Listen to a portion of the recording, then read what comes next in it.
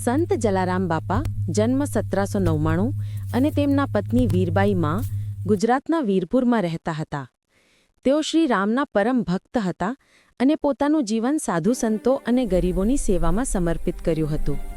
એકવાર તેમના ઘરે અતિથિના રૂપમાં ભગવાન સ્વયં એક વૃદ્ધ સાધુના વેશમાં આવ્યા. સાધુએ બાપા પાસે તેમની સેવા કરવા માટે તેમની ધર્મપત્ની વીરબાઈ માને માંગી. આ સાંભળીને સૌ કોઈ આશ્ચર્યચકિત થઈ ગયા. વીરબાઈ માએ કોઈપણ ખચકાટ વિના તેમના પતિના આદેશનું પાલન કરીને સાધુ સાથે જવાનું સ્વીકાર્યું. આ તેમની શ્રદ્ધા અને સેવાભાવની પરાકાષ્ઠા હતી. થોડી દૂર ગયા પછી સાધુએ વીરબાઈ માને એક ઝાડ નીચે બેસાડ્યા અને એક કમંડળ અને લાકડી મૂકીને અદૃશ્ય થઈ ગયા. વીરબાઈ માને સમજાયું કે આ ભગવાનનો પરચો હતો.